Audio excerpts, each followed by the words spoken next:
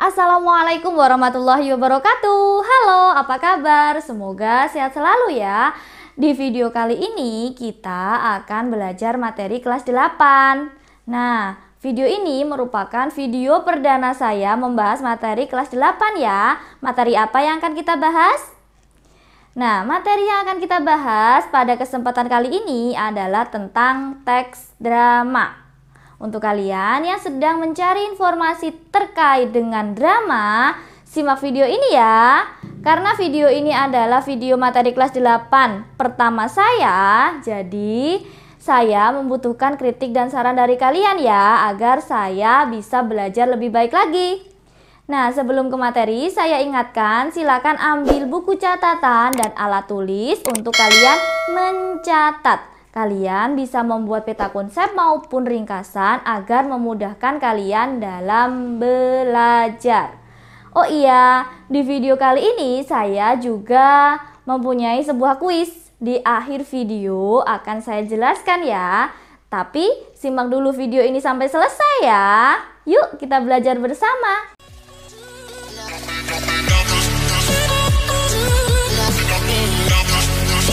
Pada hakikatnya, drama berasal dari bahasa Yunani, yaitu draumai, yang berarti bertindak atau berbuat.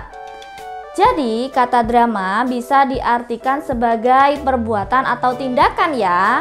Nah, jika secara umum, pengertian dari drama merupakan karya sastra yang ditulis dalam bentuk dialog dan dengan maksud dipertunjukkan oleh aktor. Drama juga dapat diartikan sebagai salah satu bentuk karya sastra yang menggambarkan dan mengilustrasikan kehidupan manusia melalui tingkah laku atau acting dan dipentaskan. Berdasarkan pengertian tersebut, maka ada ciri umum dari drama. Ada 3 poin penting dalam drama, yaitu drama adalah sebuah cerita atau berupa cerita yang berbentuk dialog dan bertujuan untuk dipentaskan. Ada apa saja?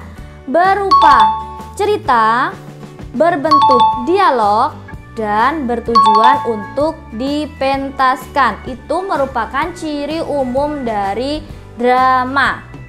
Nah, setelah kalian tahu pengertiannya, kalian juga harus tahu nih kalau drama tidak selalu dipentaskan dengan menggunakan naskah. Hah? Kok bisa? Ya, bisa. Berdasarkan ada tidaknya naskah, drama dibedakan menjadi 2, yaitu drama modern dan drama tradisional. Nah, yang disebut dengan drama tradisional adalah drama yang dipentaskan tanpa adanya tuntunan naskah.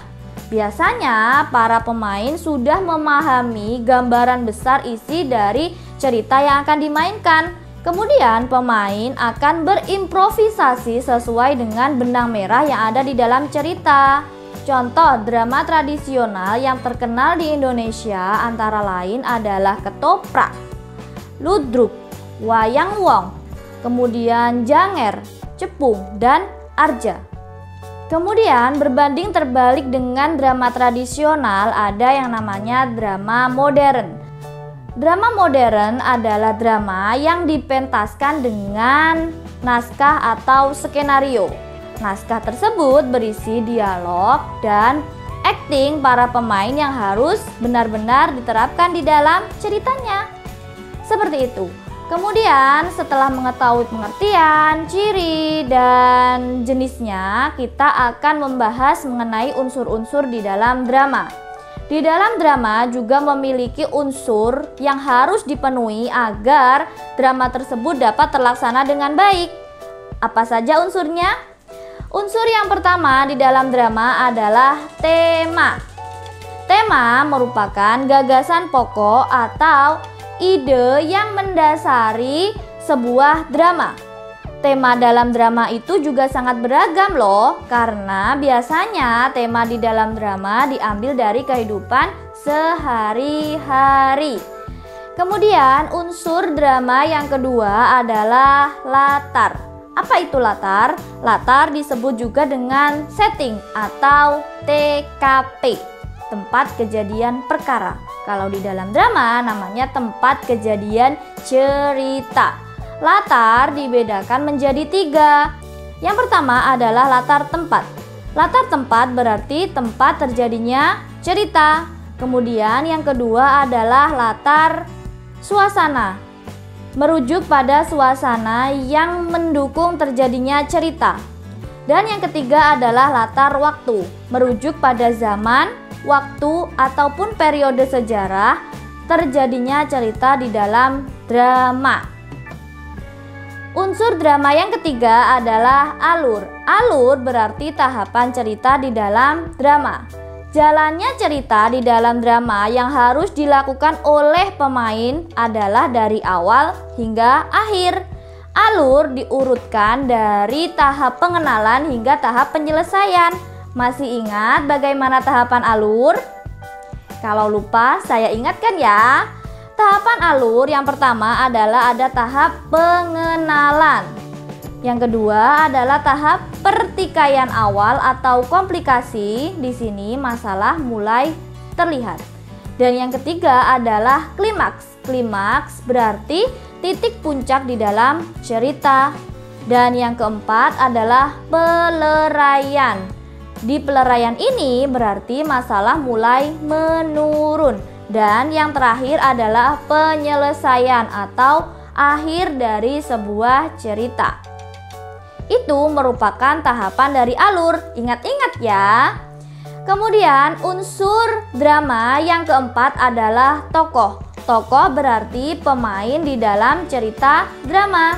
Tokoh dalam drama dikelompokkan menjadi 2. Yang pertama berdasarkan sifatnya dan yang kedua berdasarkan peranannya. Berdasarkan sifatnya ada yang namanya tokoh protagonis, antagonis, dan tritagonis. Sementara berdasarkan peranannya ada yang namanya tokoh sentral, tokoh utama, dan tokoh pembantu atau tokoh figuran. Bagaimana pengertiannya? Yuk kita lihat slide berikut ini. Berdasarkan sifatnya ada yang namanya tokoh protagonis ya. Tokoh protagonis berasal dari bahasa Yunani protagonistes, yaitu tokoh utama di dalam cerita. Tokoh protagonis biasanya berwatak baik. Watak tokoh protagonis berlawanan dengan tokoh antagonis. Yang kedua, tokoh antagonis. Kata antagonis berasal dari bahasa Yunani antagonistes. Tokoh antagonis merupakan penentang tokoh utama. Watak tokoh antagonis biasanya jahat. Pertentangan antara tokoh antagonis dan protagonis akan menimbulkan konflik. Konflik tersebut membentuk jalinan cerita yang menarik. Kemudian, sifat tokoh yang ketiga adalah tokoh tritagonis. Tokoh tritagonis merupakan tokoh pembantu. Tokoh ini membantu tokoh protagonis ataupun antagonis. Tokoh tritagonis akan mengiringi perjalanan tokoh protagonis maupun antagonis. Nah, itu merupakan pembagian tokoh drama berdasarkan sifatnya. Dan yang kedua, pembagian tokoh drama berdasarkan peranannya. Yang pertama adalah tokoh sentral.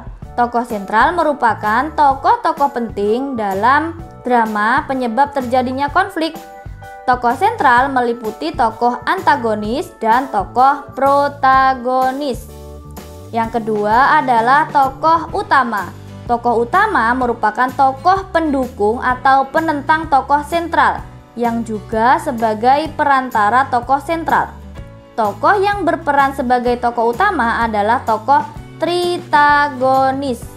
Kemudian, tokoh yang ketiga adalah tokoh pembantu.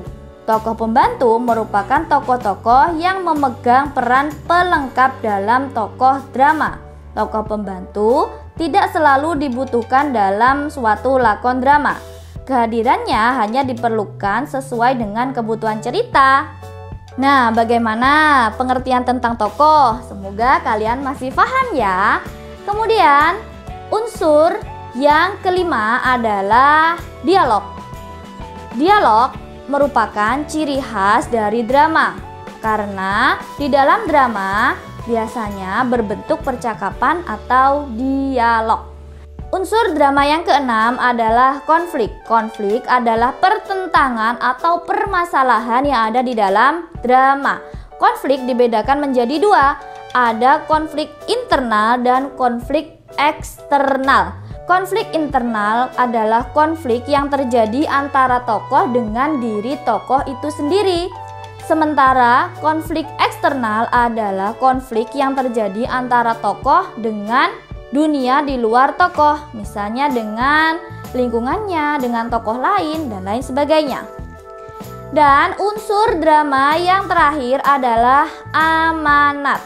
Di dalam drama pasti ada yang namanya amanat. Amanat adalah pesan yang ingin disampaikan oleh pengarang. Bagaimana cara menunjukkan amanatnya? Ya, cara menunjukkan amanat di dalam cerita atau di dalam drama dapat dilihat dari peristiwa-peristiwa yang terjadi di dalam cerita atau di dalam drama. Bagaimana? Mudah kan tentang drama ini? Kira-kira materi kita itu saja. Nah, seperti janji saya di depan tadi akan ada kuis ya. Kuis ini kuis kecil-kecilan kok.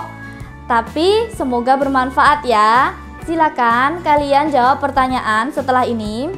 Kalian bisa mengirimkannya langsung DM ke Instagram saya @husnakurniawan. Kuis ini hanya untuk anak SMP ataupun anak MTS dan sederajat. Kemudian kalian jangan lupa follow Instagram saya dan subscribe channel saya ini.